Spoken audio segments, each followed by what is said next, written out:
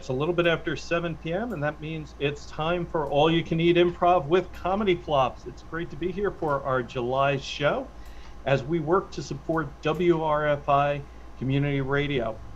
One of the things I love about WRFI is they are a nonprofit.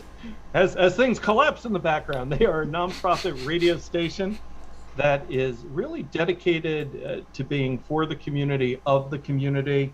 They're a great mix of programming, public affairs, music, all sorts of stuff. And I think it's a wonderful reflection of the Tompkins County and Ithaca community. So it's our pleasure to support them this month, as we do organizations every month. So if you look in just below me on the frame, you'll see a place where you can make a donation to them. Any donation helps, doesn't have to be a large one. It can be a large one, we like that too, but even a small one helps the cause to keep free speech and great radio going in our community. If this is your first time seeing one of our improv shows, where have you been? We've missed you. We're glad you're here now. Everything we're going to do tonight is entirely made up on the spot. We know what games we're going to play, but what's going to happen in those games, well, that's entirely up to you. So we will put questions in the chat asking you for suggestions, and we will incorporate those suggestions into our games, and we will build scenes of magic right before your very eyes. Now, we need a team to do that. So let's start inviting the flops onto the screen. Let's start with, oh gosh, I don't know, there's so many good ones to choose from tonight, but let's welcome one of the newly named flops. He earned his flop's name in the last show for his creativity in the introductions. Let's give a big welcome to Propcorn. Pop, pop, pop, pop, pop, pop, pop, pop, pop, pop, pop. Yeah. That's commitment.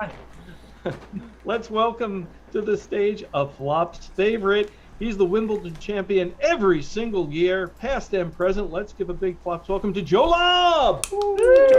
Yeah.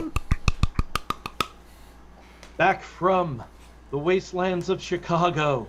Let's welcome back to the Ithaca area, Camel Treasure. Howdy, hey. Howdy, Baby, hey, there he don't is. you wanna go? It's good to be back.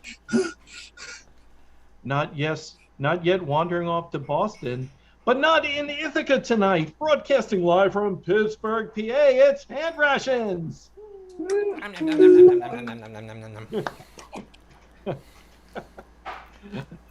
I don't know if you looked up in the sky the other night, but it was the best one we had all summer. It was in full bloom. It was the Moonman. Moon. Oh, yay. The great gods forged this one in the fires of Magnor. Please welcome Wormhammer!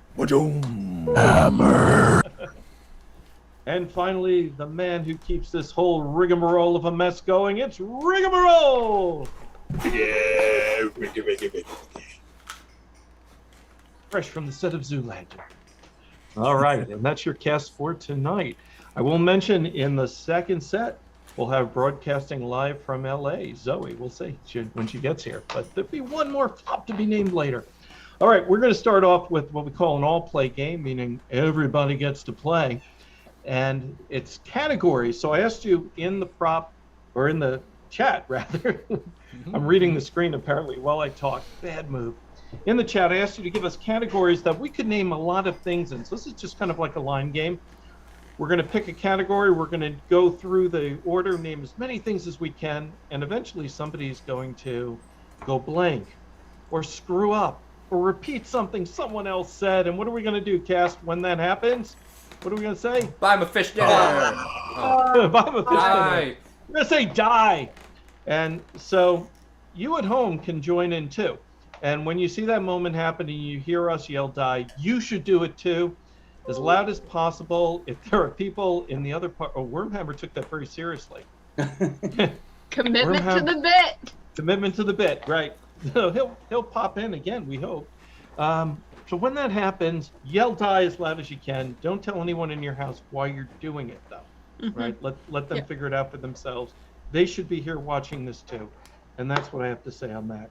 All right, so we have lots of great categories to start off our, oh my gosh. It's a cornucopia of goodness. And so we'll start with an easy one from our friend Ari. Ari, it's great to have you watching tonight. Hey, woo! And Ari gives us, we're going to start with one of his easier suggestions, sodas. Just sodas. Propcorn, why don't you start us off? Pepsi. 7-Up. Dr. Pepper, that sexy battery. Mountain Dew. Mr. Pibb. Coca-Cola Classic. Sprite. Jolt. RC. 7-Up. Already said. Sit down. Bye. And there we go. We've just said goodbye to Rigamarole. And hopefully you helped us by yelling that very loudly as well. So we'll have a new category. And, okay, I'm going with this one because I'm an ex-EMT. It's the category to Joe Lobb is bones in the body. Bones in the body. Bones in the body. Sternum. Femur. Tibia. Hip. Tibula. Do you Propcorn? Hip. Okay. Ulna. Hammer. Mandible. Humorous. Ha-ha. Vertebra. Elbow. Phalanges.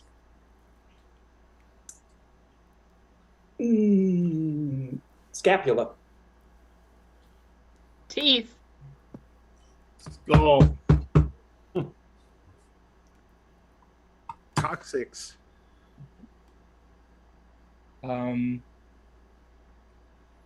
Buttock. We would have accepted sacrum, which is in that general area, but I'm sorry, Propcorn. Oh. All right, let's go with. Well, there was a good one. I don't know. Should we let him in? I got it. Why not? It's got some explaining to do. Oh, Wormhammer, you have some explaining to do. All right, you're still in the game, Wormhammer. All right. And the new category, and we'll start with, I guess, it starts with me. We'll go from one from Cora. Let's go with types of pets. And I will say, of course, cats. Dogs. Rabbits. Rocks. Fish. Snakes. Geckos. Turtles. Parrots. Ferrets. Hamsters. Crayfish. Guinea pigs. Cockatoos. Geckos. Already said, die! Ah. And we say goodbye to hand rations. All right, let's see. This is going to be, of course, to you, Camel Treasure. Instruments from Mari. Oh, the guitar. Piano. Banjo. Didgeridoo. Balalaika. Tin whistle. Classical drum kit. Ukulele. Trombone. Cello. Bass. Electrical drum kit. Harpsichord. Trumpet. Trombone. Die! Ooh. Did I somebody said say trombone? I Oh, did. okay. You did. Ah. Well, die! Die! Jeez. Womp womp. Okay. I didn't want you to feel left out, Joe Lobb. Right. All right. Our friend Kara gives us this one, and this is to, again, Camel Treasure. Things smaller than a paperclip. Things smaller than a paperclip. It's smaller than a paperclip. A thumbtack. Pebble. The point of a pencil that's broken off. That little screw that holds the arm of your eyeglasses on. My self-esteem.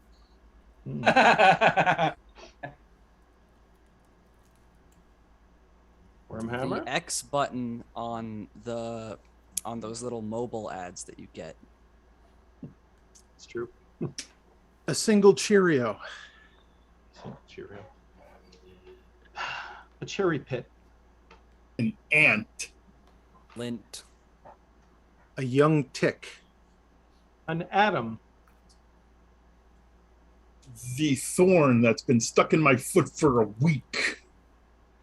A little bit of a chip that got broken off. Only some of my moles. An electron. A neutron. Freckle. A proton. Quark. I'm sorry, what was that? A quark. Oh, damn you. I'm just going to die now. Die! Die. Camel Damn Treasure. you! All right, let's go with it's to Wormhammer. Let's go with that was a good one. Let's go with one Ari gave us again. Let's go with crimes. Murder. A moving violation. Jaywalking. Parking illegally. Stealing. Robbery. Arson. Burglary. Grand larceny. Grand Theft Auto. Petty larceny. Peeping Tomery. Flooding a building. Indecent exposure. Libel. Pushing someone off a building. Oh, man. What a time to draw a blank on what I knew I wanted to say. Die! Oh, man. So sorry. All right, it's you and me, Leo. I'm gonna give you a choice too. You can have either hairstyles or baked goods. Let's go with baked goods. Baked goods, and you can have the first one. Croissant. Muffin. Cupcake. Donut. Cake. Pie. Mini cupcake. Kreller. Birthday cake. Scones. Baked Alaska. Oh, die. All right. And our champion tonight is Wormhammer.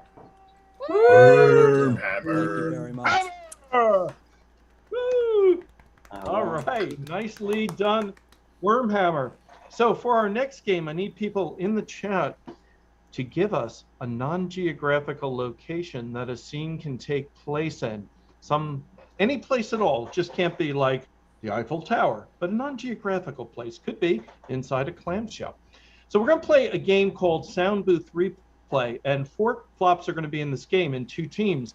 The first team will be Propcorn and Hand Rations, and they're going to do about a minute to a minute and a half scene, and 2 other flops, which will be Camel Treasure and the Moonman, are going to watch the scene, but they will have their headphones off, their sound turned down. They can't hear anything that's said. They can only see what's happening. And they're going to come and they're going to try and recreate that scene based on what it was they thought they saw. Okay? So let's see here. Okay. I need the Moonman and Camel Treasure to silence their sound and take off their headphones. Excellent. All right. I have gone silent. Okay. Hand Rations and Propcorn, are you ready for your suggestion? Ready. Okay. Your scene takes place under the porch. Let's see that. I know I must have lost my pen here somewhere. Can you hand me that flashlight? Here you go. It's got an old battery in it, but see if it works. Okay. Well, it doesn't shine on anything, but it'll be nice moral support to have. Okay, I'm going in. Okay, here I'll shine my little light here too. Are we looking for something that looks kind of like a skeleton? No, I don't have any skeleton pens. It's like shiny and green, but yeah, I am starting to see some like skeleton pieces in here. Now, I've been wondering where my grandmother was. Do you think that's her? I mean, I'm not an archaeologist, but how often do you find bones under a porch? Yeah, once or twice a week. Really? You live a very interesting life. Now, do you Well, think that your grandmother's bones would work as a writing utensil? Well, you can if you pulled out one of her ribs and dipped it in a little ink blotter, it would probably write really, really well. Okay, I'm not finding my pen. That might just be what I have to do here. Okay. It's what your grandmother would have wanted, right? Yeah. I'll pull it out, and she had osteoporosis. They're really brittle. You can just yank a couple. Yeah, she wrote stuff sometimes. She did her taxes, I think. Let's get a rib out here. She did. Here you go, and here's a little ink blotter for you. I happened to find underneath the porch. You could dip the rib in there. And Awesome. scene. All right. You've given them much rich content to work with. Let's get Camel Church and the Moonman back. So I'll come on so they know. That's my welcoming motion. All right, there's Camel Church. You are welcome. Welcome. And now we just need the Moonman back. There he is. Hey, Moon. All right. Are you ready to recreate that amazing scene that you saw but did not hear? Ready? All right, let's see it. Sweetheart, you told me to swipe the credit card like this. Is that how you do it? Yeah, just hold it like this and just get right through. Oh, I reminisce the good old chicks that we used to have at my store back in the 70s. But I guess, okay. So did it go through? Let me screen's so hard to read. Hold on. Maybe I gotta do my phone. I got that Google the tappy thingy. Yeah, give it a try. I'll all right, and tap. Did it go through then? Oh, yeah. Did you happen to have nude photos on that phone? No. They're all up on my screen now. Okay, so that's a bad idea. Hold on a second. Yeah, let's. So I've got my dead husband's ashes here. Let's try that. Maybe that'll make the credit card go through. Okay. How's that? It's getting in my mouth. Come on, for crying out loud! I can taste it. I just need to buy the shoe polish here. All right. I got it. Hold on. Maybe I can kind of open up, and you can have my liver. Hold on. Yeah, I mean those are worth a decent amount. I'll just set it down. I'll great. I'll grab some ice and excellent. I didn't expect to lose the blood. And scene. Nice job, gentlemen. Okay, so what did you think? Let's get a Propcorn and hand rations back on the screen. So Cam and Moonman, what did you think was going on in their scene? Exactly what I did. I'm telling you. Exactly what you did. Absolutely. Motion for motion. Motion for motion. Motion for motion. It was a good interpretation, and while it wasn't exactly the same, Damn it. Yeah, you forgot that we would have given it to you otherwise, but it was just as dark, and I love that. And so you'll have to go back and watch the video tomorrow to see what actually happened. And that's how we get our views. Right, exactly. And I encourage everybody else to go back and watch this video because it will probably be the most significant thing you've watched in a long time. Right? Absolutely. So, absolutely. 2 or 3 times. At least, right. Tell your Just friends. put it on loop. It's how you can get babies to go to sleep. Right. Exactly. All right. It's time for the next game. The next game is a fun one that we like to call Actor's Nightmare. And this is going to be a game for Joe Lobb and Rigamarole. And how this game works is we have 2 actors doing a scene. One of those actors remembered their script, and that's going to be Rigamarole. But the other one didn't, and that's going to be Joe Lobb. Joe, what are you doing? And Joe's going to just kind of have to go with it and figure it out as we go. So I asked you for a couple of things, and what I asked you for was a relationship between the two. And so the suggestion I'm going to go with is from our friend John. John gave us union, worker, and boss. It's going to be your relationship. You can figure out who. And Riggy, how many pages in that script roughly? It's over 100. 100. Over 100, or excellent. Like So yeah, you got plenty of space. Beautiful. So I asked people between 1 and 40, thinking that would be safe, and Karen gave us 36. So 36 is going to be where we start today. That's So- perfect. That's the start of a scene. Wow. Karen, it's like you're psychic. Well done. All right. So let's see that scene. Miss Goldman. Yeah. I would like to speak with you. Speak away. Unburden your heart. Miss Goldman, I was in the hall last night. I heard your speech. It was very good. Oh, why, thank you. I'm not There. accustomed to public speaking. They are the vilest scum in the world. Oh, they're worse than that. They're the vilest scum in the world. No. Yes. I've been to Buffalo, Rochester, and Cleveland Oh, I'm so sorry. last week. And that you spent a lot of time in those cities? The week before. The week you traveled in time? Miss Goldman, I'm in love with you. Oh, if you knew how many times I've heard that. I am in love with you. I'm not quite sure I believe you.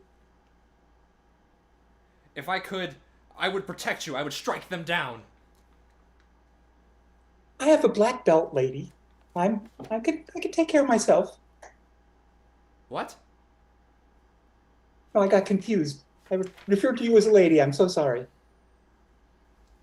Miss Goldman, wait.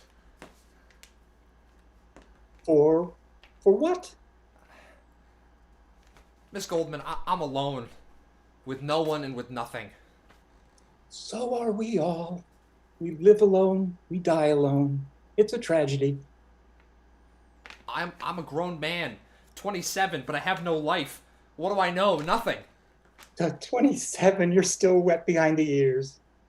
What have I learned? Nothing. You said it yourself.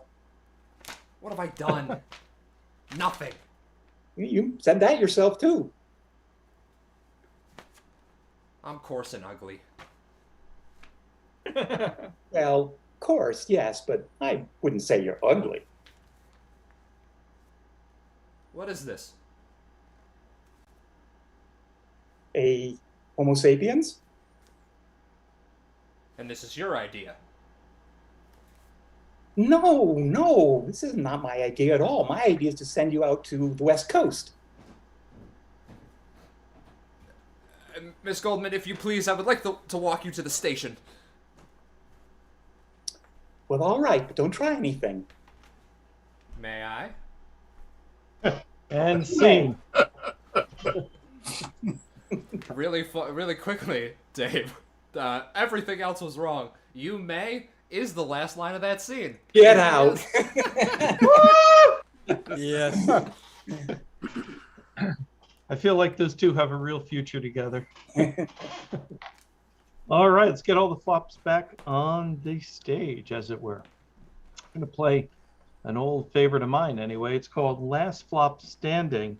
And so while everybody's getting here, I've asked our audience to give us topics they'd like to see us debate. And while they're putting those suggestions in, and they're coming in now, thank you, Ari, a classic as always.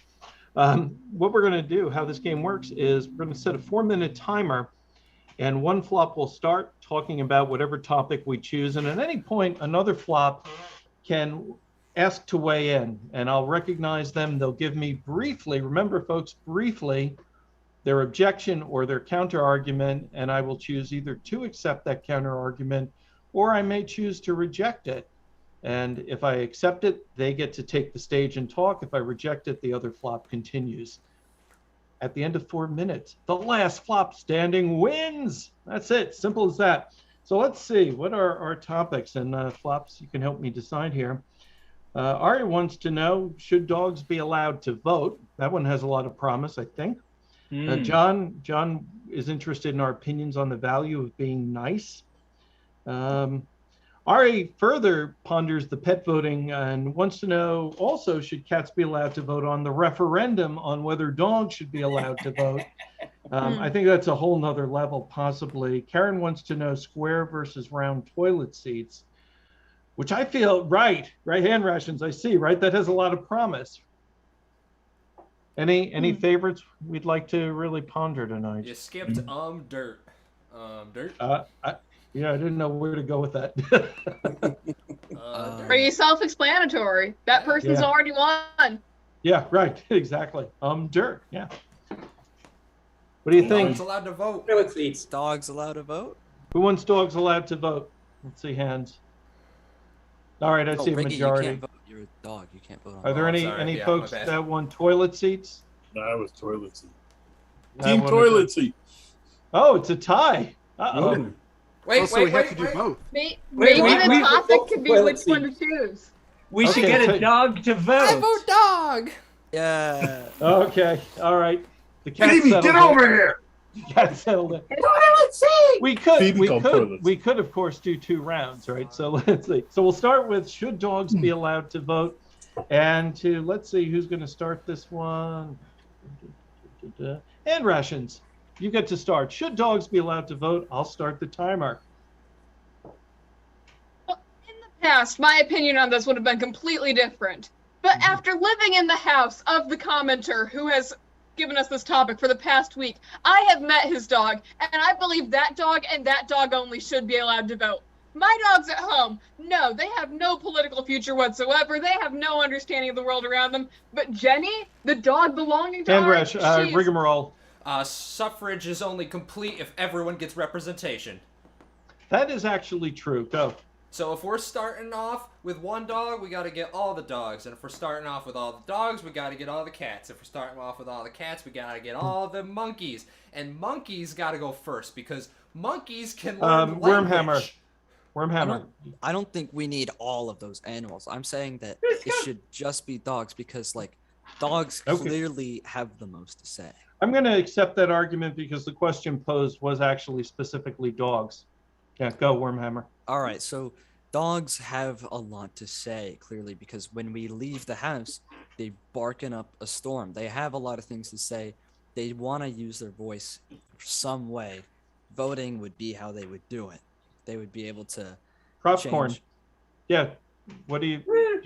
Speaking very personally here, I insist that I have the right to vote because I'm an American and I'm over 21 years old and dogs Hang on. That, I think it's only right that we hear from someone actually affected by this proposal. So please go ahead. And what is your name? My name is Rufus. Rufus. Please go ahead, Rufus. Yes, well, in fact, I did vote in the last presidential election. I voted for the Green Party because I do like to chew greenery. Okay, Joe Lobb. Any animal that is tricky enough to talk without moving its lips can't be trusted with the vote. I'm sorry. I think not everybody is an open mouth talker, Joe. Please, Rufus, continue. Well, thank you very much. Yes, I respect living in a democracy very much. In fact, that's why I moved to Ithaca, where dogs do seem to have more rights than they did in other cities. Why I can walk down the street and vote about anything. Really? Camel Treasure, you seem like you might disagree. I do disagree. Now, obviously, well, I'm just going to give my disagreement really quickly, and it's because dogs are easily swayable. That's true. That's true. Obviously, Rufus is a very good dog. Who's a good dog? But the problem is they're easily swayable because all you have to do is talk like this and you'll get whatever you want. And if that doesn't work, you pull out the little treat bag. Who wants a treat? You want a treat? You can get them to do whatever you want.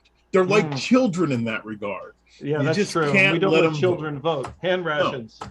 I very much disagree. Dogs are not easily swayable. Dogs are not easy to get them to do what they want, because it took me 5 tries to pick up this dog, even though Ari let her into the room like 3 minutes ago. Hand rations, I'm sorry, but your personal repulsiveness to that dog isn't universal. Go on, Camel Treasure. Thank you, John. I was going to point that out. But yeah, I mean, dogs are you. All you have to do is you let them run. Or you say, "Hey, do you want to do this?" You can just go run, and they'll do it. Dogs aren't easily swayable because that dog that Propcorn was holding is actually a British spy, and we've been trying to flip him for months. That's true, but you weren't supposed to say it. But now that you've broken it, go. The operation has been broken, folks. The seal is off. We are making this public. That dog is a British spy. And they voted go for Brexit. Rigamarole takes it. Rigamarole takes round 1. But because we were given 2 very excellent topics, I feel we owe it to our audience to debate them both, don't you? Mm-hmm. Yeah, we should. So we're gonna go with Karen's suggestion also. Would you like to do? You read my mind, Rigamarole. Square versus round toilet seats, and I have a real opinion. I need to debate in this one. I agree. Riga, are you gonna time for us? I gotcha. Yep, let's do it. All right. Yeah. Let's pick somebody to start. Cam looks really excited to start. So I do. I really do. He's an expert. It's true. All right. When you're ready. So here, this is it. It just hands down. This is it. Okay. I like the idea and concept of a square toilet seat, but it won't work, and here's why. It's the same reason why manhole covers are round, because this toilet seat is round and my ass is round. And if the toilet seat was square, my ass is falling in. Therefore, they need to stay round or oval shaped. The defense rests. Yeah, well, I was going down that same pathway as Cam. I think he makes a very cogent argument. However, he forgets the theory of square pegs and round holes. Or round pegs and square holes, right? So now if you have the childhood block, right, and you try and put the square peg in the round hole, it's not going to work easily. I grant you that, sir. But if you really work on it, or if you take the wooden hammer that they give you and you really pound on it, it's going in that hole. By the way, hammer. It doesn't have to be that hard. There's a lot of other solutions that I can talk about. Yeah, you know what? It doesn't have to be that hard. Let's see it. Okay, so everyone knows that like calculating the area of a square is a lot easier than like a circle or an oval. So if like, as an avid pooper myself, if I want to know how much I've been pooping, the best way to do it is to like, okay, so the toilet is square, it went up this much, and you know, you can't do that with a circle. Propcorn. Or an oval, you just can't. Yeah, I think we're losing touch here of the true biological needs of why any toilet seat. I'm curious. Go ahead. What were you? I really want to know. Okay, so picture this, and I've been thinking about this while I'm sitting here. Were we to have a square toilet seat, wouldn't it, in essence, hold your cheeks open ever so slightly wider to allow said poo to actually come from where it is coming to where it needs to go? Oh, for God's sake, Creme, Fraiche, shave us. Yeah, I mean, he's arguing physics when clearly this is a biological sciences issue, right? Physics is the basis of everything, thank you. But Camel Treasure, what'd you have? I got nothing. I'm just... You just don't want to hear him talk about that anymore? You know what? There you go. The point shouldn't be the use. The point most of the guys have been missing is your ability to clean a square toilet versus a round one. Yeah, go ahead. I mean, if you're going to be cleaning a square toilet, you know, if the seat's square, the bottom's going to be square. You're going to want to cover all that area when you clean. Hand rations. And listen, you can fall into a toilet of any shape. You're going to have to clean a toilet of any shape. This is why humans should return to pooping in the woods. Yeah. Go for it. Wait, I'm going for it. Okay, yeah. We as humans, we have evolved so much. We've made so many progresses in terms of our shelter. However, we have designed more and more spaces we will have to clean and spaces we have to maintain when nature is already providing us the perfect bathroom, the great outdoors. Wormhammer. Now, animals know this, but The woods is too far away. It's always close enough. Hand rations. yeah, the woods, it could be your backyard. It could be a Popcorn. national park. Who knows? I think now we're missing a total aesthetic opportunity. Yeah. If I may continue. Yeah. Okay, now bathrooms are in use maybe, 5% of a given day. Picture a square toilet seat that you could now use as a picture I don't want to picture frame. anything related to this topic. Yeah, you're right. And that's time. Fraiche is the winner. All right, and that is last flop standing. Kudos to everyone for your fine and cogent arguments, and Riggy for your moderating. Well done. Well done indeed. It was anything goes for Riggy today. I want to know. That's it all. right. That's right. It's your inquisitive mind that we love, Riggy. All right, that brings us to our next game. And our next game is Bing. This is an old classic. It's a two-person scene, and it's going to be for Wormhammer and the Moonman. And we're going to give them, come back, Wormhammer. And we're going to give them a relationship, and they're just going to build a little scene around that for us. At any point when I want the scene to change in some way or freshen up, or I just want to screw with them, I'm going to raise Swine Girl, our official buzzer right here, and I'm going to go bing. And at that point, whoever just spoke has to take whatever they just said and change it in some way. If I don't like how they changed it, I'll bing them again, and they'll keep going and raising it and making it weird and wonderful. Okay. Are you ready, gentlemen? I have a topic for you. I have a relationship. Your relationship is accountant and IRS inspector. Dun, dun, dun. Let's see it. Yes, hello. You had some money questions for me? Yes, I'm here from the Internal Revenue Service. I'm here to inspect your books. Yes, I am from the Internal Revenue Service. I would like to touch your books.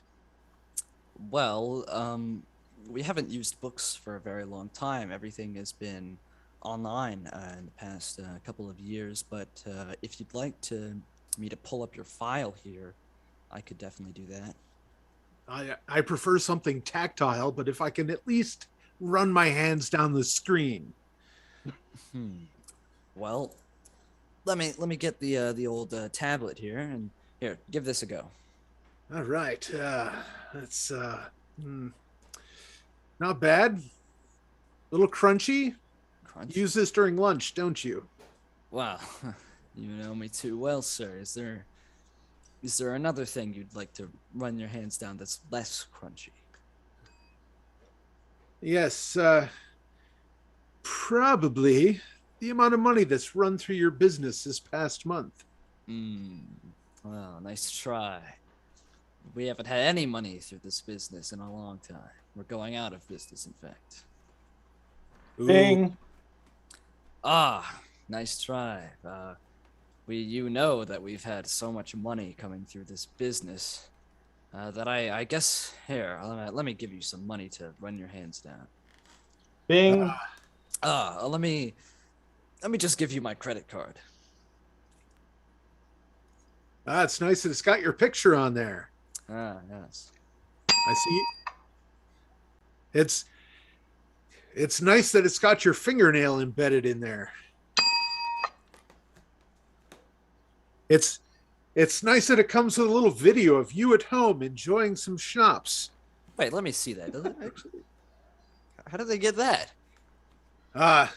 Technology. It's way ahead of all of us these days. All right. Well, I'm gonna have to update that video. That's a really old picture. Anything else? I'm gonna have to update that video. My hair isn't right in it. Anything else that you'd like to touch? Well, I would like to see any of your intake forms for new customers. Okay, I've got a few receipts here. All Bakery right. stuff. Paper cut. Oh, ooh, sorry. Let me get you a Band-Aid for that. What a loser, you got cut. Well, that's rather insulting. Well, to hell with you too. Oh yeah. Paper cut. Oh, ow. Yeah. Nobody messes with the IRS. Oh, you will rue this day, IRS man. You will probably look back and laugh at this day, IRS man. Look back. I'm laughing now.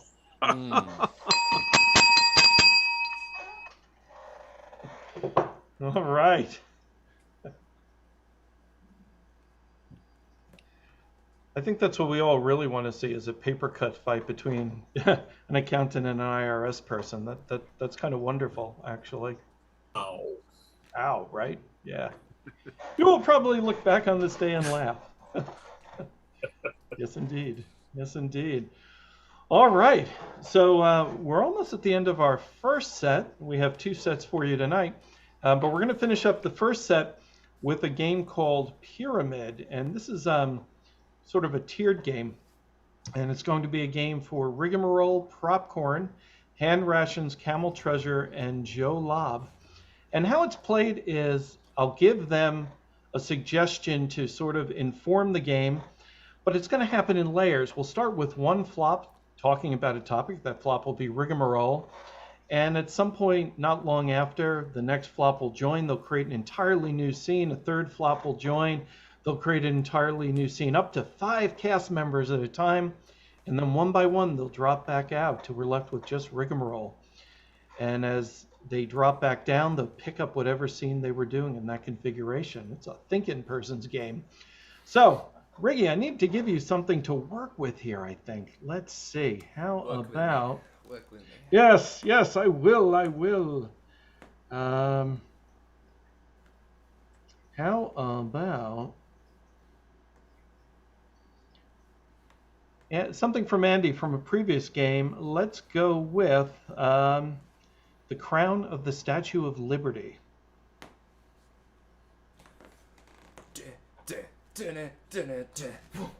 Okay, I'm at the top. What's next? Set the charges? Yeah. You got the helicopter in place? Okay, I got every coil in place. We're ready to lift this thing off? Yeah. Prime Minister Macron wants this back. Across the pond, immediately. He said the Americans don't want it anymore. Well, the French are gonna take it back. Yeah, okay, I'm an expat, okay? Is that alright? I'm an expat. An expat can steal a national monument and bring it back to the place that built it originally, right? Yeah, let's do it. Clear. Excuse me. Can I get behind you to get that window over there? Move to your left. Yep, okay, good. Thanks a lot.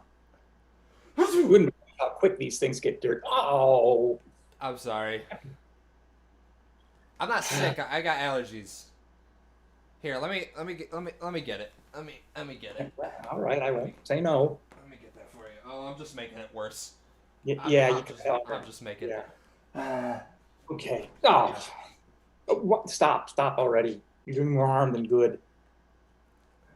People come from all over the world to this spot, and they don't want to see your snot. Nothing personal. Well, what if I told you? Excuse me, I've sensed some germs flying around here, and this doesn't seem healthy. Would you each, open your mouth and say ah for a second, just a little ah. Oh, no, this doesn't look good. Look, you with the shorter hair. No, oh my God, What? It's purple in there. What have you been drinking? Grape juice. Grape juice. I'm gonna put it back now. Grape juice. You drinking grape juice, and you with the longer hair that's been sneezing all over the place. What on earth is going on in your mouth? All right, boys, huddle up. All right, like we did last time in practice, we're going to practice the Statue of Liberty play. Okay. That means, Bobby, you're the quarterback. Riggy, you are going to be the running back. And Joey over there, you're the crown of the Statue of Liberty, okay? So what you got to do is you just kind of stand behind Riggy and just kind of look very crowny, okay? Okay. All right, no problem. All right, yeah, you got the. All right, pick up. All right, you can look good. Okay. Hold on there. What do you got going on over there? What's in your hand there? You're not supposed to. Oh my God, is that a lacrosse stick you got there? It's a deflated football. I tried blowing it up. Oh, Bobby. Hi, is this the world's largest Burger King? You got Rise it. her up. It's have it your way. I didn't expect it to be in the crown of the Statue of Liberty. That is such creative use of space. Yeah, the Trump administration let you just go wild with this place. That is amazing. Oh my God. And the fact the Statue of Liberty, I mean, I always thought it would be more of a Dairy Queen situation, but break down those gender roles. Statue of Liberty can be a Burger King too. It's just as good as ever. The hamburger roller's broken again, boss. I'm trying to stir up the impossible beef here. It's impossible. Wow. I mean, I really admire the operation that you have here. Could I have one Impossible Burger and some of those chicken fries? I don't know if you serve those here, but if you don't, find a way to make them. And could I have that served out of the Statue of Liberty's nose? I just feel like it'd be a great photo opportunity. You got it. We gotta do our classic roll call and say what our jobs are. I'm Kyle. I'm the cashier. Billy, I'm on fries. Joey, I'm an inspector. Buster, I mix the burgers. Customer. Yeah, and I'm Lucy. I'm the customer. This is such a fun place. I mean, do you have any job applications? I mean, I live in Colorado, but I would be willing to move into the Statue of Liberty pet for this. Yeah, we're kind of looking for a new person to run the soda out the nose. You'd be perfect. Thank you so much. This truly is the land of opportunity. Why don't you go down below the nose and get ready to catch your food? Sounds good. See you there. Yeah. Enjoy it. Too. Billy. Look, okay. We call it the Statue of Liberty play. When we say hike, you don't stand like a statue. You have to move. He's going to give you the ball, and then you're going to go. Hey, Joey, you got the crown down pat. You look perfect. Thanks, man. Dilly, we got to work on that football, man. We got to work on that. Oh, don't put it in your mouth. Oh, do you know how many kids have spit on that football? Oh, my God. All right, you know what? Okay, take a lap. Take a lap. We're done.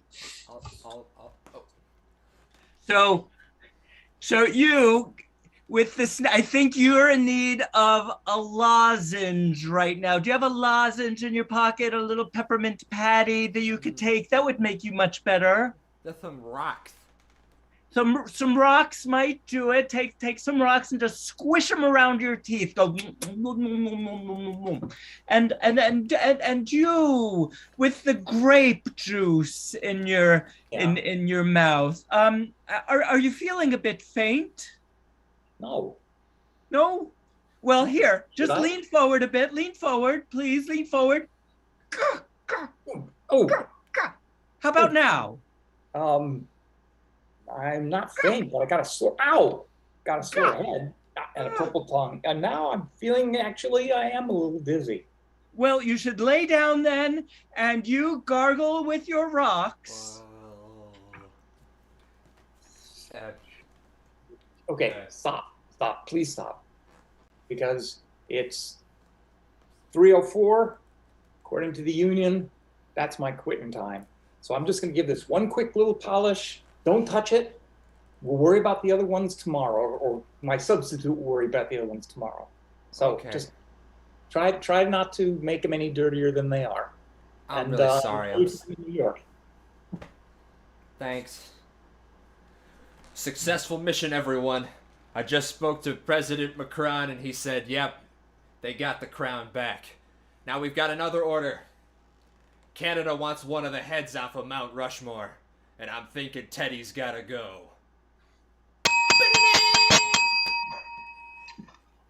All right, nice job. Nice job indeed. All right, that brings us to the end of our first set. So what we sometimes do now is we take just a 5-minute break to refill our waters, have bio breaks, etc., etc. That's all we're going to tell you about it. Yes. Burger King. Burger King. We take suicide seriously. So we are going to take that 5-minute break, and then we'll be back with a second set full of lots of fun games. Do stay tuned. And if you think of it and you have the opportunity, this is a great time to make a donation to our charity, WRFI. The link is below. See you in a few.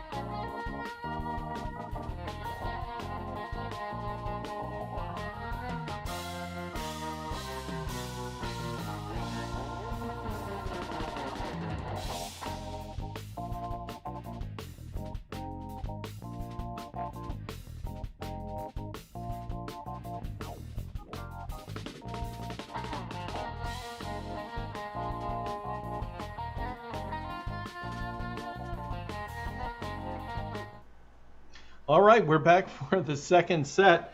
And I'm laughing because one of the flops apparently impersonates me. Good. I encourage that. Maybe we'll see it in the second set. Let's bring all of the cast back on the stage for a game of Karl Barks. Leo, how'd I do? Did I? Well, I got the first word right. You said all right, which is what I said. Okay. So, See, we're recording this in the background too, so tomorrow I can watch and see what happened while I was away. I'm really looking forward to it, actually. Forgot about that. And that's Yeah. another way we get our views. That's right, whatever it takes. So we're going to play a game called Karl Barks. This is a game where we take the name of a celebrity or a fictional character and we change it in some way. So if we had gotten a suggestion from you of Karl Marx, we might say, when he's a dog, he's Karl Barks, ha ha ha, right? So you have peppered our feed with lots of great suggestions, and we're going to pick many of them to go with. So the first one we're going to go with tonight came from Karen, and the suggestion is Ringo Starr. When he's with all the grandmas, he yells, "Bingo Star!" When he's in the Australian outback, he's Dingo Star. Propcorn. When he plays with the beatniks, he's Bongo Star. Nice. Joe Lobb. When he strips completely nude, he's Ringo Stark naked. Cam. When he plays with his bedazzler, he's Belingo Star. Riggy. When he is a glow-in-the-dark tornado, he's Ringlow Storm. Ooh. And Rations. When he asks to do the vocals on a Beatles song but is rejected, he's Sing Oh Darn. Wormhammer. when it's his first time at the gym, he's Ringo Just the Bar. Camel Treasure. When he's not near, he's Ringo Far. Propcorn. When he's in Disneyland, he's When You Wish Upon a Star. Nice. Wormhammer. When he just heard that last one, he's Ringo Hardy Har Har. Moonman. When he drops jewelry where they're paving the road, he's Ringo Tar. Joe Lobb. He stands too close to the fireplace, he's Ringo Char. Nice, nice. Okay, we did well with Ringo. Let's go with I'm gonna go with this one as presented. It's sort of a twofer. Karen gives us Ma and Pa Ingalls. Ma and Pa Ingalls, and for those who don't know who that is, that's of Little House on the Prairie fame.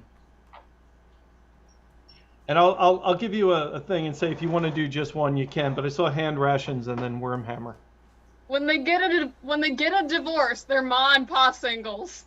Nice. Okay, When they're Wormhammer. fixing the roof, they're Ma and Pa Shingles. There it is. Popcorn. When they go out for Chinese, they're Ma Po Tofu. Moonman.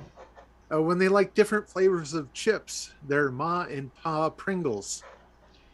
When they're particularly open-minded when dating their Ma and Pa Swingles. Joe Lobb. When they go to Italy to be sculpted by Benevito Cellini, they are Ma and Pa in gold. Popcorn. When they're working on the roof, they're Ma and Pa Shingles. Cam. When they're sitting on the square toilet and they don't wipe very well, they're Ma and Pa Dingles. Oh, aw. Yeah, boo. Rigamarole. When Santa gets hit in the head and can't quite remember what his laugh was, he goes, "Ha da Kringle." All right, let's pick another one. How about this one from Cora? Let's go with Selena Gomez. Selena Gomez, who's in a great TV series right now, Camel Treasure. When she's out of candy, she's Selena Lopez.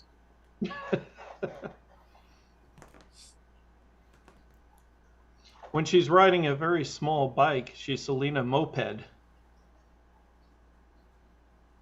Joe When Lobb. she's Go ahead, Hand Rations. when she's trying to leave a Euphoria character's house, she's I need to go, Fez. Joe Lobb. When she's inside of any form of mobile transportation, she is Selena Go Places. Propcorn.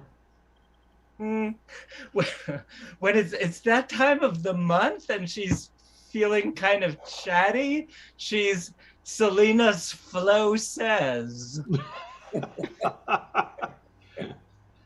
Gotta give it to him. Gotta give it to him. Riggy? When you're offering the head of the household of the Addams family a fish, Sardina Gomez? Very nice. All right, how about Spartacus? And this one's from Ari. Spartacus. And Rations. When he's the main character of the hit children's show Lazy Town, and also the thing that Ari actually typed, he's Sporticus. Rigamarole. When he's racing around the track, he's Go-Karticus. Wormhammer. When he's deeply in love, someone gave him a heart and a kiss. Ah, how nice. Popcorn. When he's trying to figure out how the square toilet seat works, he's Sparting Crust. Oh, Joe Lobb. When he's about to deliver the killing stroke in battle, he's Spear, take this. Camel Treasure. When he is a paper cut filled accountant, he's Abacus. Moonman. When he becomes a when he gets into necrophilia, he becomes Morta Kiss. Oh, yuck. Wormhammer. When he is in battle and he goes for the spear thing, he's but unfortunately he's Sparta Miss. I can't believe no one has said this one already. But No. here it Control comes. yourself. Yeah, when he's got that cramping and it goes just a little too far, of course he's Sharticus. I'm Sharticus. I am Sharticus. All right, one more. Oh, Riggy, you got one? Go for it. When he don't like your joke, he gives you a Sparta diss.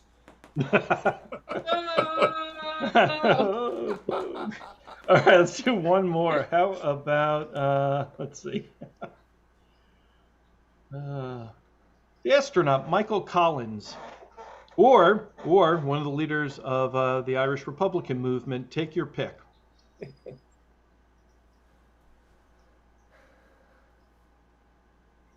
Wormhammer. When he is told instructions, he's Michael, fall in. Hey, and Rations. When he's riding a two-wheeled vehicle down a very bumpy road and he starts going out of control, he's Bike Go Fallins. Moonman. When he becomes a telemarketer, he's Michael Collins. Yeah, I get it. Joe Lobb. When he's had a hard day of revolutionizing and sitting in his favorite pub relaxing, he's Mike Tom Collins. It is. Popcorn. When he moves down south and is having a mental episode, he's Psyched Drawlins. Go for it, Riggy. Why not?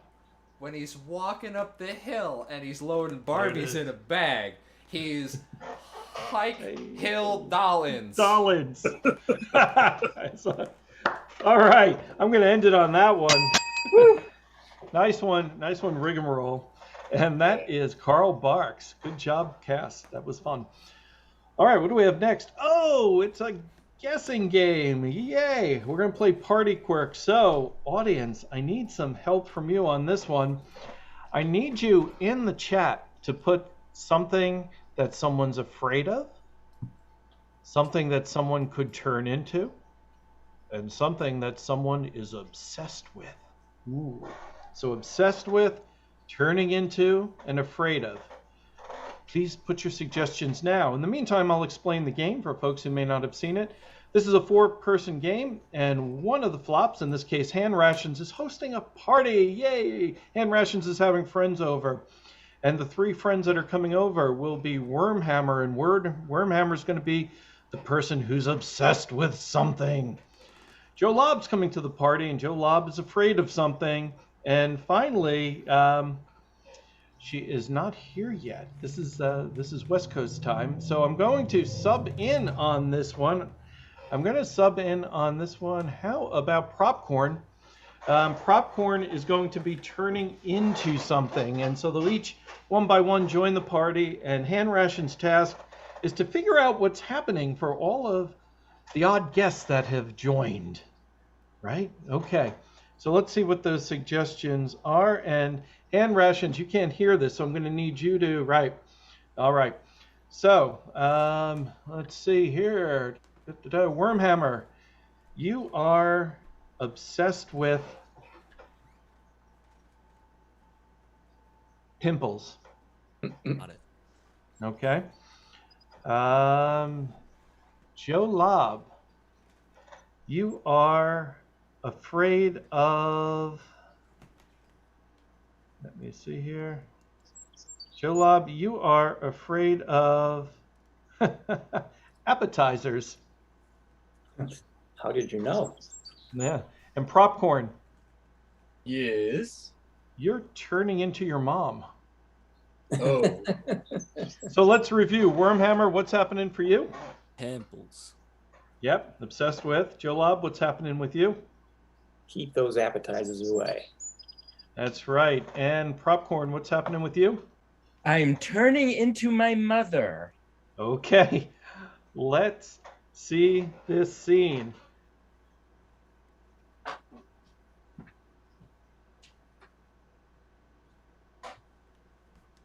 Okay.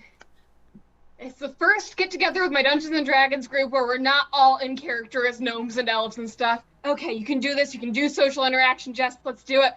Okay, just gotta wait for the first person to show up. Ding, ding, ding. Oh. Come in. Hello.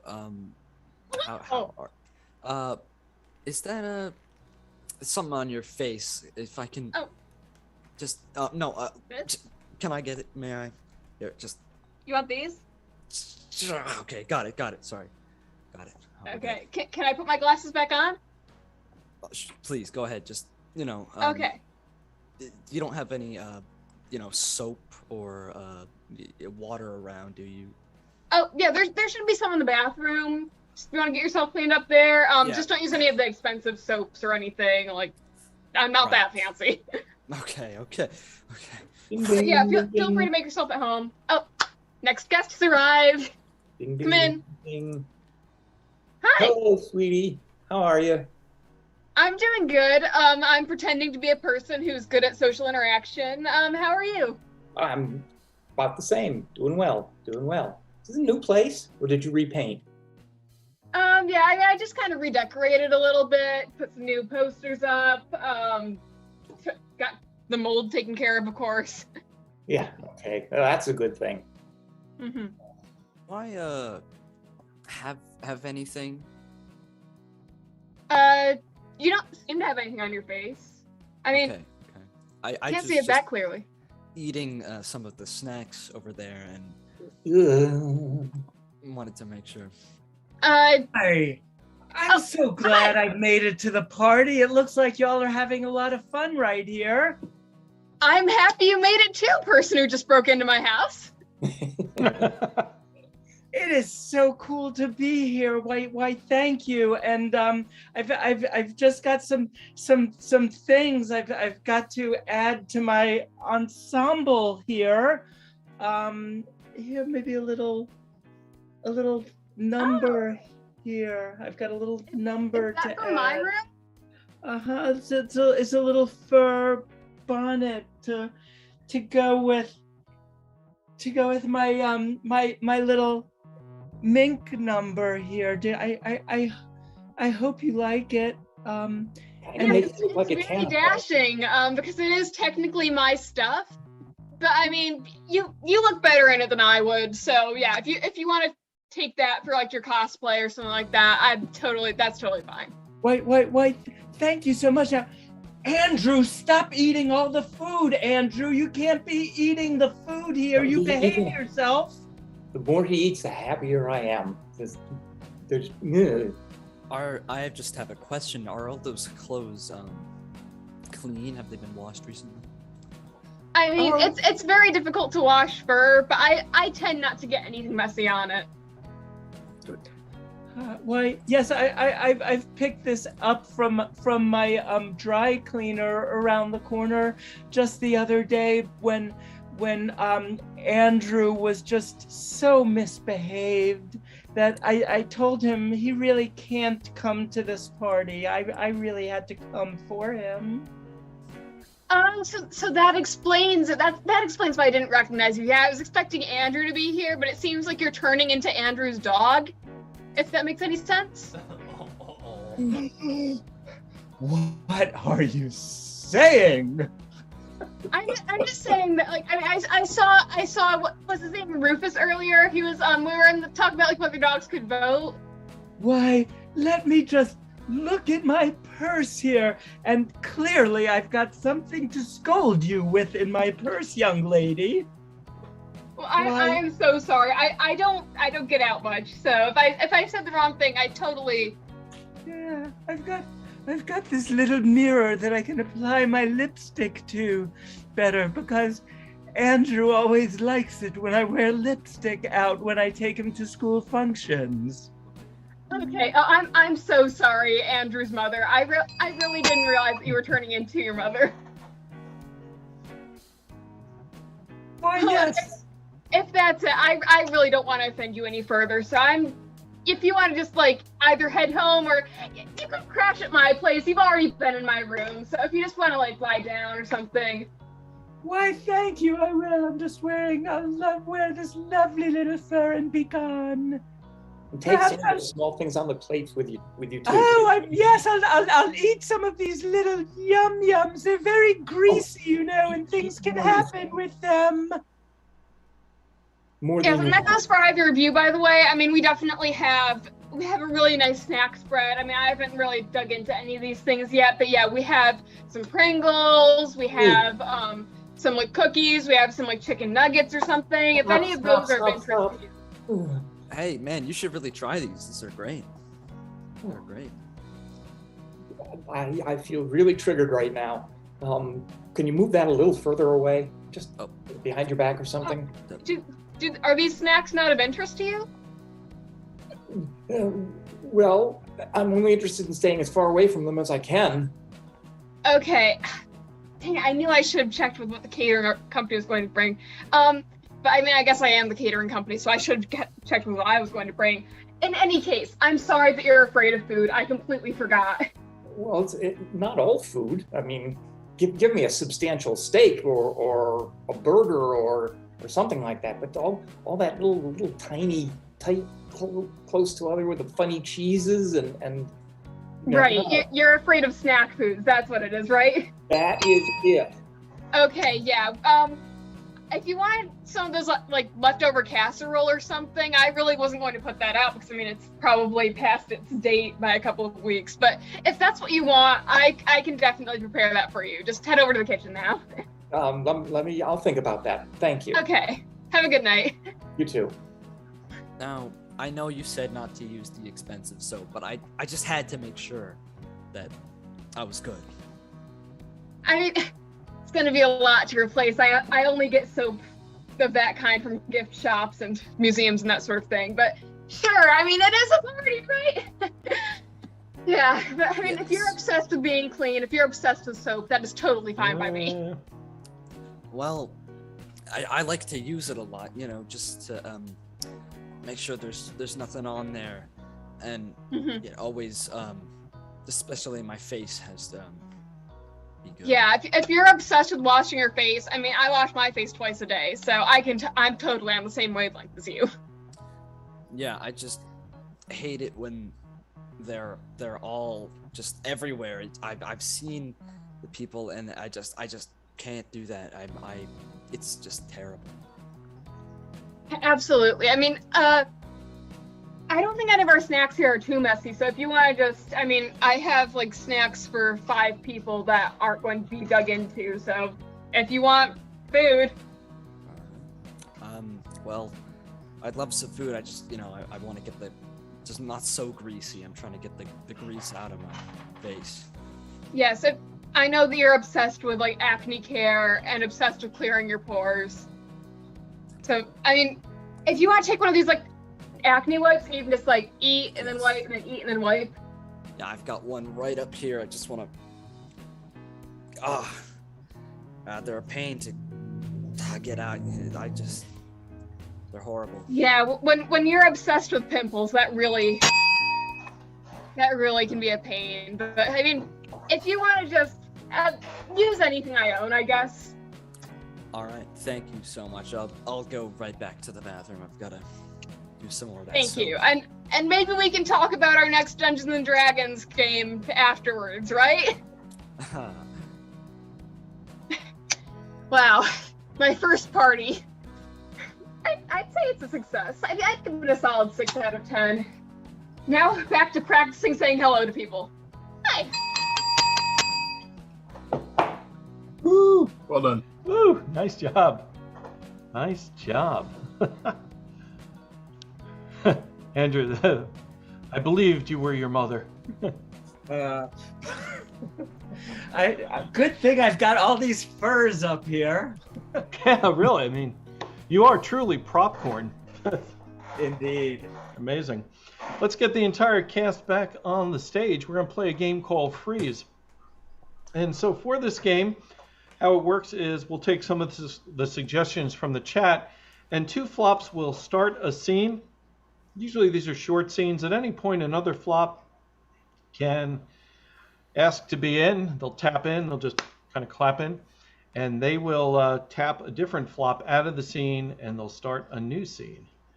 And we'll just keep going from there. It may or may not turn into a longer scene. We'll see. If it does, great. If it doesn't, that's okay too. So let's start with, let's see, the Moonman and Wormhammer. And to get your scene going, your inspiration will be the public library.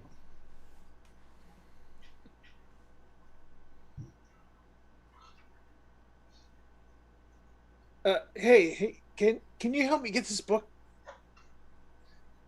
Sure. Do you want me to lift you up? Yeah, just if you could just kind of grab my buttocks and lift. Okay, sure.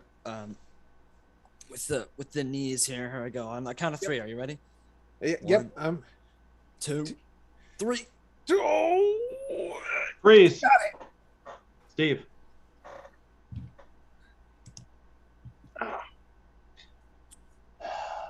If you What just are you stretch doing? up, we're doing yoga. Just put your hands up. That's all you got to do. Feel the Freeze. stretch. Leo. All right. Yeah. Drop him. I'm ready to catch him. Okay. Oh. Can't believe Okay. you caught a bowling ball. I told you. I have super You're strength. amazing. You're incredible. Can you throw it back up to me? Yeah, of course I can. All right. Ugh. Oh my God. Oh. Oh, that really hurt. Freeze. John. Ooh, right in the eyes. Oh, I don't I'm mind sorry. getting vinegar or squirt gun, but really. I'm sorry. I thought I picked up the regular Pringle flavored squirt gun. Ugh. Oh, man. Let me get you a towel. Let me get you a towel. Hold on. All right. Let me Have you just ever felt what that's like? get in there. Oh, I don't know. Okay, yeah. probably- Freeze. Riggy. So, what a workout that was, man. Yeah. You really worked my glutes there, coach. Thanks a lot. It's feeling really, really good. I'm feeling good. A little sore under here, but I think my pecs are coming up. Do you think they're looking a little Yeah. pickier? Yeah, I think they are. And that soreness shouldn't be a Freeze. problem. Freeze. Propcorn.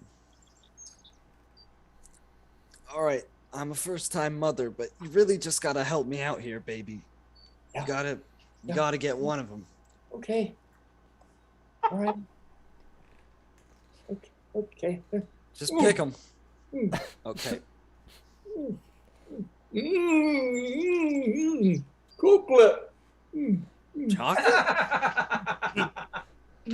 Okay, whoa! Watch it with the teeth Fraiche. there. Watch it. Wormhammer.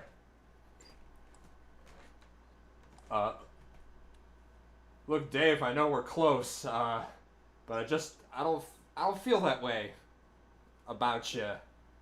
It's okay. It's okay. Look, it's not you, man. I'm not single Yeah. anymore. Hey, look, if we had met, I would kiss you. I'd kiss you so hard your socks would fly off. You know, I used to feel the same way myself, but friends forever? Yeah, friends forever. Man, of course. Okay. Nothing's gonna change.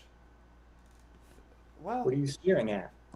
maybe I was a little hasty. Oh, you tease you.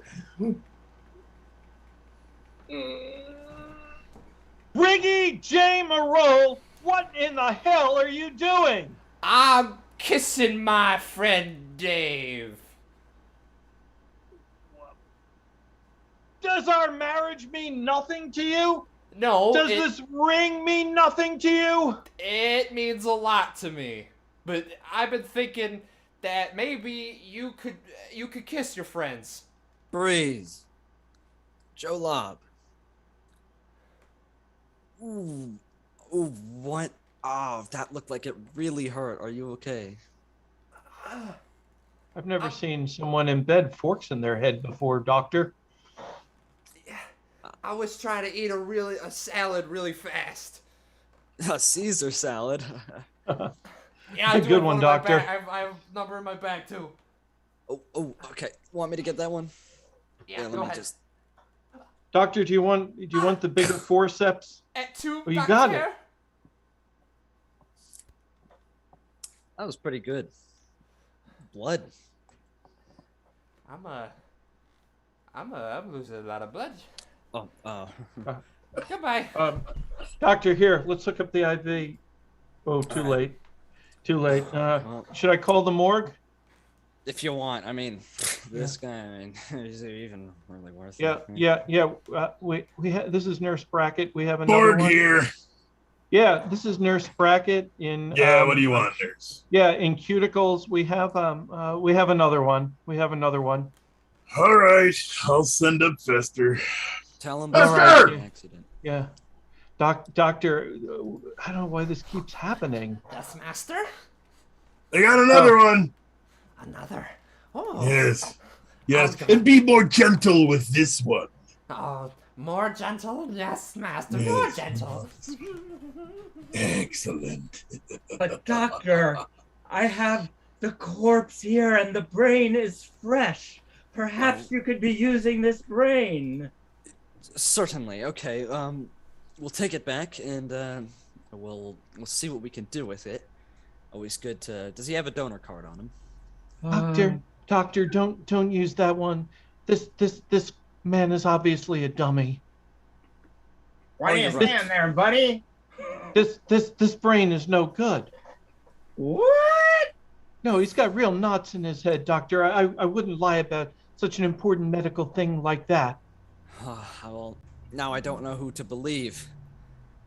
Well, are you going to believe your trusted nurse that you've worked with for the past 40 years, or this dummy? Well, I'm sorry, Barbara, but this is no dummy. Edgar. This is a man, and we need his brain. Take my brain! Take my brain, please! I will replace my brain with his. Oh, this is too much. I'm going on my break. Will you take my brain, please? I speak many languages. I've got Worm. the brain. Yes. Okay, so calm down. You've never flown a plane before, that's right? Ooh, no. And the pilot has just died in your arms.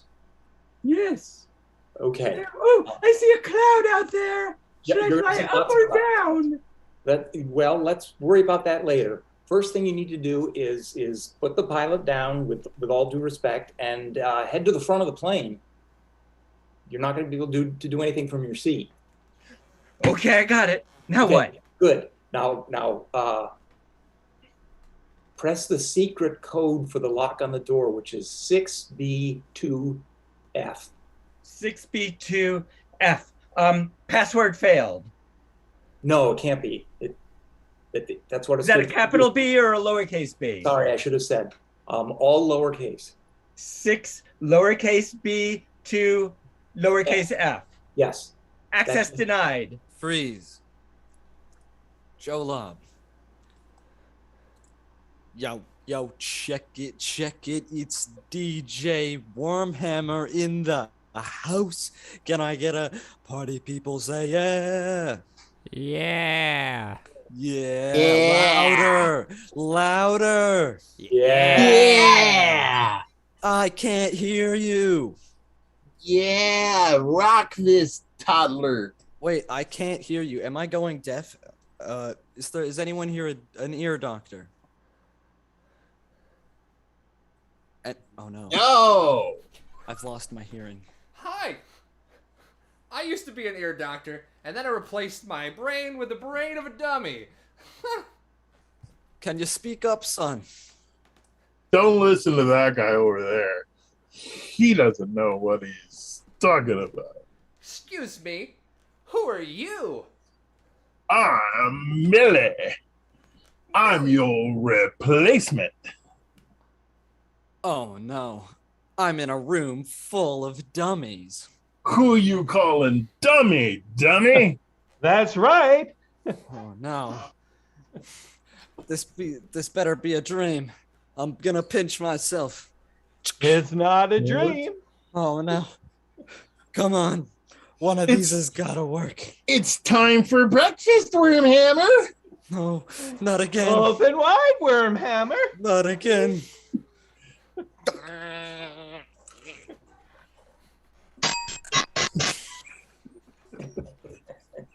And that's Fraiche. Felt like we should end on that weirdness. There are going to Sometimes be you just- people. What? There are going to be people out there who are going to be seeing that in their dreams tonight. Yeah, Sometimes you including just gotta be a puppet. Yeah, it's true. Did you have that puppet next to you the entire show? I have. He's been waiting for a moment. The puppet is in control. He's Charlie McCarthy. Yes, indeed. And he talks to you, doesn't he? The puppet's the real Propcorn. That's right. Yeah. Yes. Maybe he talks- Propcorn's the puppet. That's what I think. So that would explain why he's a prop. Right, exactly. That would explain So- why he's corn. Right. So we're going to explore that in this next game, actually, which is a game for Propcorn and Rigamarole. Yeah. The game is called Different Realities, and each of these flops, they're going to do a two-person scene, but they're going to be in a different place or time or something like that. Yep.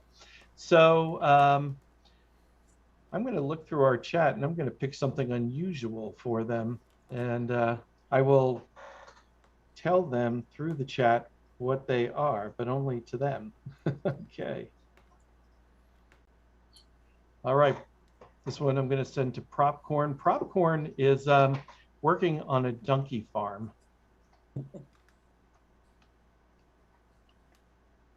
Okay, that's going to be his. And then Rigamarole, let's see. Rigamarole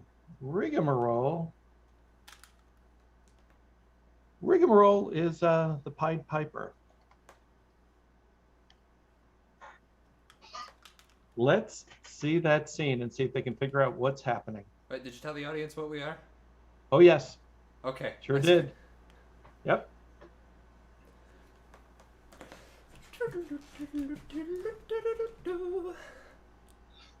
Why, hello there, kind flautist. Might you be able to help me here? I'm in quite a conundrum with these beasts of mine. Guten Tag. Yes, I love beasts, preferably small ones. What's your conundrum? Well, my conundrum is I've been told that there are certain beasts that can mate with other beasts to turn into other beasts, and I've never quite gotten it straight. I know that there's horses, but I'm trying to get a working flock of animals here. This is your farm then, good sir. Yes, this is indeed a farm of mine, yes, but it's a working farm, as it were. Well, I am glad to be of assistance. Now, what is it you need help with your farm animals, sir? My farm animals seem extremely petulant. Petulant. Like children. They are worse than children. Why? There are words that would describe them that I wouldn't even use in mixed company, especially with a flautist. You also hate children then? No, I like children. I just dislike petulance. I hate them. I like to play my flute, have them follow me, and turn them into mice. But let's focus on your problems instead of mine. Ah, so you're children follow you, do they? Yes. Who can help but be drawn by the music? And I'm sure your animals would like to be as well. Well, might I be able to load a load of things on my animals to have you follow them? Like perhaps this here pot and this here dummy and an umbrella perhaps. And I could put this big cart on the back of my animal and perhaps have him follow you while you play your endearing flute. Sure, where am I leading them to, kind sir? You are leading them, well, don't tell them this. You might be leading them to the slaughterhouse. I have no more qualms about that. I turn children into mice. Ah, yes. Well, evidently, due to supply chain issues, Wegmans has been out of many of their cow meats and other meats, so they're looking more to the working animals to perhaps provide next week's beef special. Ah, I see. Yes. I'm a frequent Wegman shopper myself. I do have to warn you, I'm not exactly sure how the magic works. If I lead these animals too far, they may turn into rodents. Ah, well, we can't have them turn into rodents, but perhaps one of them might be an ass. Ah, I think I get the joke. Do you have a different instrument? I think it's purely with the flute that's the problem. If you have a different instrument, it won't turn into a different creature, I don't think. Ah, care for a harmonica? Let me check my drawer.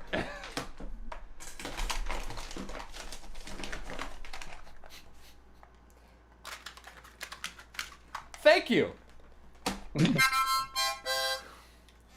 Well done. Everybody!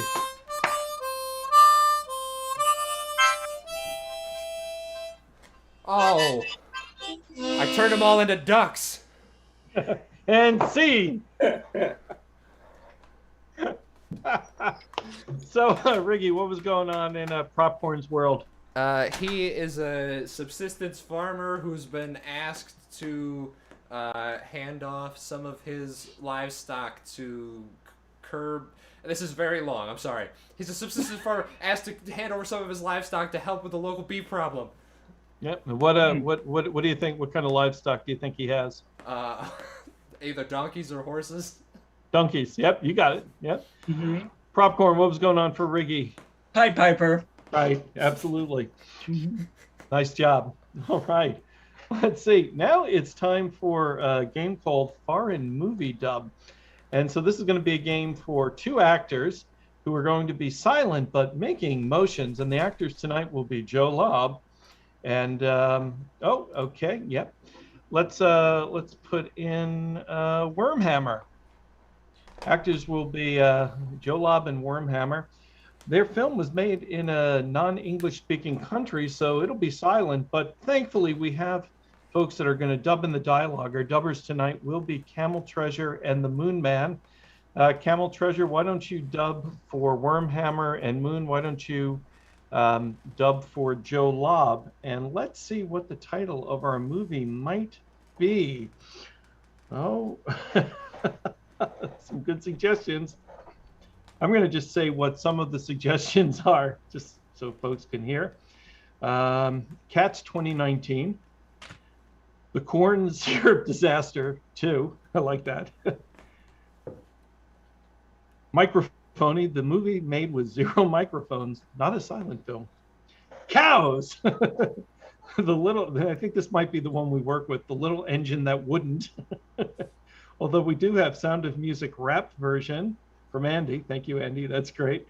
We have Mickey Mouse's Great Military Propaganda Movie. That's also quite good. And I'm a fan of Meet NATO 3 Revealed. Are there any favorites in the cast that you would really like to see? Well, I think Mickey Mouse's Great Military Propaganda Movie must feature Mr. Crumpus, so we got to skip that one. Sorry. We got a cease and desist from Disney. Yeah, okay. It's hard. I basically want to see all of these movies. So I'm going to go with, okay, I was between that and The Little Engine That Wouldn't. Oh, that's a good one too. I'm going to go with your instincts on this, Cam. Tonight, we're going to see a scene from Meet NATO 3 Revealed.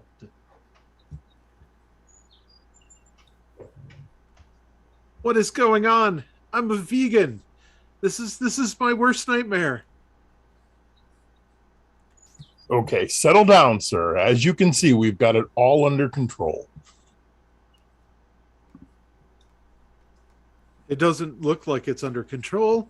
This meat is everywhere. It's on me. Look at this. It's on my shoulders, my face, the top of my head. Okay, sir, I understand your complaints. Let me just take that from you. Since you're a vegan, you're not going to take it. You're not going to need it. Ooh, that's pretty good. Do you have anything else? Well, I don't seem to be having that much of an issue now. I mean, I had never tasted meat before. I'm starting to think I was wrong. Okay. Well, this is your first step into a brighter world. Have some veal. I'll have some. This tastes pretty good. Oh, my stomach. My stomach. Oh. Hold on. I've got this little here. Spew in this, the little baggie. You can wring it out and reuse it. Not on me, sir. I'm so sorry. Okay, so you're a vegan, so it stinks. Rule number 1 is always cook your meat before you eat it. Oh, you're supposed to cook it? Well, yeah. Well, I thought with it being a meat NATO, it was all natural. Oh, that's where they get you. So what you're going to do is you're going to cook it. See, like I'm doing right here with my little up and down. Whoop. So like this. Yep. Flip it like a pancake, just like I did. Watch. Do it again. I'll do it again for you. Whoop and down. Nope. Up. Almost. Good. I almost have it. Okay. Now. Yeah, with that. How's that? Oh, ow. Oh, I'm so sorry. Okay. No, it's okay. It's okay. It's your first time. I understand. You're good. I'd like to master this. I figure it's my only defense with that Sharknado getting closer and closer. Yeah, we don't have too much more time. It's right there outside the window. Right there. Well, we're gonna try to catch some more. Okay. Go ahead. Open up your window. Open it. All right. It's coming in. It's coming in. What do I do next? Catch yourself a big one. Wait for it. Wait for it. I'm ready. Got one. Yeah, I got one. Woo! Good job. Now reel it in. Oh, it's a fighter. Oh, yeah, the young ones are. Oh, come on. Nice form. Are you sure this is your first time? Hey, here you go. Look at that. That's a big veal. I didn't realize veal got that big. Well, normally they don't, but man, this is sure a big reveal. Oh, I see what you did there. And scene. You always have to leave a scene on a bad pun. Nicely done, Camel. Man, I can't believe the pun translated that well. Really I am a dad. I am a master of bad puns. Outstanding. And great audience, great suggestions. We could have done a whole show based on those suggestions. So serious props. We might want to. It's true. We might want to. All right. Well, we have everybody here for, sadly, our last game of the evening. Wow. And so I asked our audience in the chat to start populating it with things they need help with, because we're going to play a round of good advice, bad advice, worst advice. And of course, how this game works is we, your friendly neighborhood flops, are going to take your questions and we're going to try and help you. First flop you hear from will give you some good advice. The next flop, the advice might not be quite as good. And the last flop probably is going to give you really horrendous advice. And you pick whatever works for you, of course, right? And so let's see what we want help with. So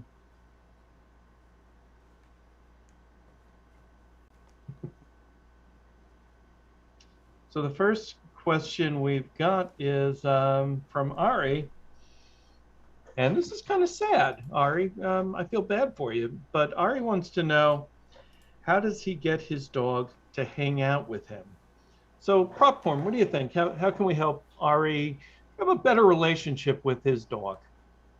Yeah, it's really important to remember positive reinforcement with your dog. So if he happens to be with you in a given moment, make that moment really, really special. Hug him, give him a treat, say, good dog, just reinforce how wonderful it is to be with you, and he will be with you. No. Nice, but no, right? See, I studied psychology in college, so I know you can manipulate animals, right? Rats, dogs, right? So really what Ari needs to do is get a second dog, and we need to do intermittent reinforcement. And so the first thing is Ari should get the second dog and lavish praise and love on the second dog. And when the dog he has now comes over, sometimes give that dog praise and love too, but sometimes don't, right? Till he realizes that the desired trait is to have love and praise, and he starts to adjust his behavior, right? That's okay. You've got to keep this dog on its toes. What, Riggy? What? Well, okay. Let's say your dog doesn't like you that much, and you're interested in a new person for him to hang out with, another dog. Okay. No. Thing is about your dog, he's got too many options, too many people to hang out with. You brought hand rations over there to hang out with him, didn't you? Look at. You just need to eliminate the other possibilities. Sounds like I'm advocating for some sort of hitman school. Forget that. We're going to tell your dog that the world ended, okay? We're to pretend for all this dog's life there are no more humans and no more dogs left. You ever heard of the story of the boy and his dog? Caused a whole bunch of spin-off apocalyptic storylines. Boom. A boy and his dog, that's going to be you and your dog. There's no people. There's only you. Get a bunker and move out to the desert. You and your dog, baby. Yeah, I Ice have cream to sandwich. revise my. I got to revise my opinion. I actually think that would work. All right. Well, thank you, Ari. I hope that helps you and your dog get much closer. But we have a question from Kara. Kara wants to know, and Joe Lobb, you'll kick us off on this one. How to get rid of the ventriloquist dummy that is manifested in Kara's house?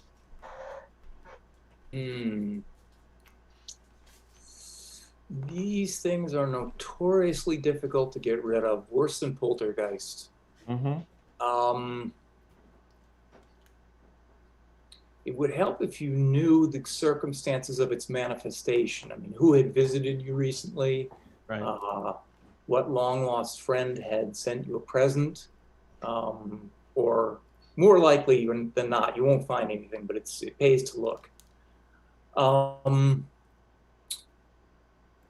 You could take matters into your own hands, sneak into the room at night and tape the dummy's eyes shut, and then get a priest to do an exorcism.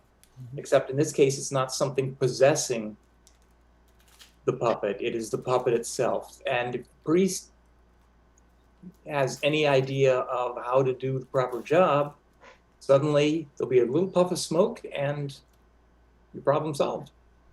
Kind of a supernatural solution to potentially a supernatural situation. Okay. And Rations, what do you think? Now, I think that you're saying, Joe, your response, it had some quality, it had some merit to it. But you're just thinking too old school in terms of how to get rid of a ventriloquist dummy. No, if you're dealing with modern magic, that requires some modern magic in return. Now, what you gotta do is you gotta go onto those forums, those like Facebook posts, and find some good chainmail messages that people are sending along, where it's like, oh, send this to 10 friends for $1 million to show up magically. They never explain how, but some of them might work. But you see, you don't want to get the ones with $10 million, because what are you going to do with $10 million? That dummy's going to be the one taking the $10 million if you just manifest that in your home. No, you need to find the scary ones. You need to find the ones that spook little 13-year-olds who are just going on social media for the first time, that are like, if you repost this, your crush will kiss you tomorrow. If you don't repost this, a girl with no eyes will show up in your bathroom tonight. Ooh, you don't need to repost it for your crush to kiss you. No, who needs that? What you need is to not repost it. Make it very clear that the forces of evil are aware you're ignoring their message, so that whatever evil being will just show up in your bathroom. And then once it gets there, you gotta go, hey, sorry for not reposting your Facebook message, but I got this ventriloquist dummy you gotta deal with. So if you can just give the dummy the Facebook message, then that's how we get rid of that dummy. And then now, what are you gonna do with the girl with no eyes? That's not your question. My work here is done. Camel Treasure. Ventriloquist dummy, you say? Manifested in your house? Kara, was it? Well, Kara, let me tell you. There's only one true way to get rid of a ventriloquist dummy that manifests itself in your house, and it is to love it truly and completely. And the number one, now you seem like the type of person with the name of Kara who already has a partner. So the first thing you need to do is remove the partner from your bed and replace your partner with the ventriloquist dummy. Then, and only then, will you be removed of the true puppet in your life, which is your partner. And you will thank the ventriloquist dummy for showing you the way. I hope that helps you, Kara. Wow. I mean, she is married to Gumby after all. That's true. That is true. That's an excellent point. Is it my turn to go yet? Oh. Wow. Sorry, Cam. We skipped Oh, you. I'll just get the next one. It's okay. Yeah. Okay. Thanks. Appreciate that.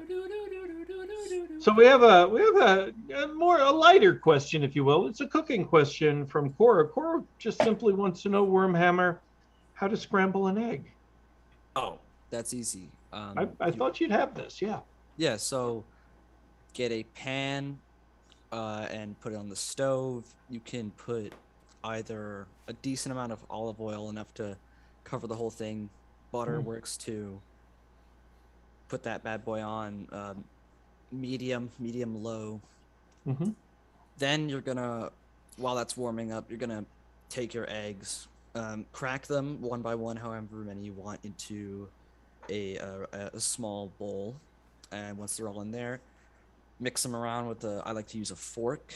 And once it's all mixed around, it all looks yellowy, and you're just gonna dump that in, and just stir it with a spatula, flip them every once in a while, and turn the stove off, and you have scrambled eggs. Sounds delicious. Yeah, sounds great. Moon? I mean, it sounds great. Yeah. But Wormhammer missed all the beginning steps. Oh, okay. Help us out. Do all of that stuff, but you've got to start with the chicken.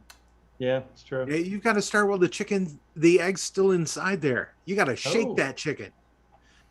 But you don't want to hurt the chicken. So probably the easiest way to do it is find yourself a magic fingers bed. One of those vibrating beds, which I don't think you're going to find locally. So you're going to have to take the chicken to Vegas. Take the chicken to Vegas, a night in a hotel room with magic fingers bed, grab the egg, make your scrambled eggs. All right. That's kind of old school, like Vegas 60s, 70s. I like it. Yeah. And you get a vacation, but Propcorn, yeah, true. Yeah. You're nearly there, because it does, well, it comes down to the chicken, but it also comes down to you need the right kitchen tools. You need a good bowl to eventually scramble your eggs. But what you do is you get your chicken, and if you go for one of the plump ones, they probably have a lot of eggs in them. So you get your nice plump chicken, you put it in a bowl.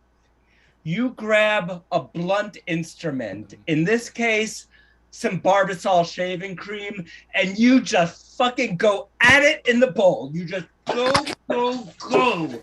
until the chicken's eggs are done, and you just put it in a frying pan, and it is so fresh. I think any of these solutions would work. So I would say, Cora, pick the one that seems most fun to you. Well, it looks like we have time for one more question, and let's see what that question might be. Okay. Karen has one. Again, sort of a practical question. Karen's phone battery won't charge. I can help you with that. I've had this happen. I had an iPhone 6 years ago, and after about a year, it just, would hold a charge for about 10 seconds. And I got to tell you, it's frustrating. So the first thing I would say with that is make sure, or see if it's still under warranty. If it is, make Apple or Android or Samsung or whoever it is pay for a free battery, right? That shouldn't be on you. If it's out of warranty, it's still not a big deal. There are places you can take it to. They can replace it. It might cost you $60. That doesn't feel good. But the main thing is they'll get a fresh battery in your phone. You'll plug it in, your phone will charge up and it will work, and you can get back to, the essentials of your day like Facebook, Twitter, etc. Okay? Hope that helps. Nah. No. Let me jump in here. It's not you're doing wrong. It's nothing that the phone itself is doing wrong. The phone was perfect when you got it, and those things don't change. It does change. Software updates to 5G, and people want to blame the towers. It's not the towers. It's the information that's coming from the satellite that's killing your battery. So what you want to go out and do is you want to get a big old harpoon gun, and you want to aim it up into space, And check your local listings. There'll be sometimes satellites are above you, sometimes they're not. And if you're having trouble finding it, don't worry about it. You fire them up there 12 times a day. Eventually you'll hit a satellite, and it'll be the one that's killing your battery. Okay, it's a lot of work, but Joe Lobb. Yeah, way too much work. Way too much work. Plus, there's the risk of harm to innocent bystanders. True. And my point exactly. What you want to do is get yourself a pair of bolt cutters, and then on one of those nights when there's no moon, you sneak out to where the electricity gets distributed. The security isn't real high in those places, especially if the weather's bad. A nice rainy night is really good. And then you snip, cut the fence, sneak in. And the doors are going to be no problem. You probably just unlock them by feel. And once you're in there, you're going to see these gigantic machines doing all sorts of wonderful things with electricity, tossing it back and forth, playing ping pong with it. But you don't want that much electricity, right? So you want to look for something small. And if you find something small, did I mention you should wear rubber gloves and rubber boots for this? You don't want to cause harm to an innocent bystander like yourself. Just take your battery and figure out how to attach it in some way. And then you plug it in. Did I also mention you should probably take a good book? Because this takes a while. So you read 3 or 4 chapters of, let's say, War and Peace. And you have to tear yourself away and pull that battery out.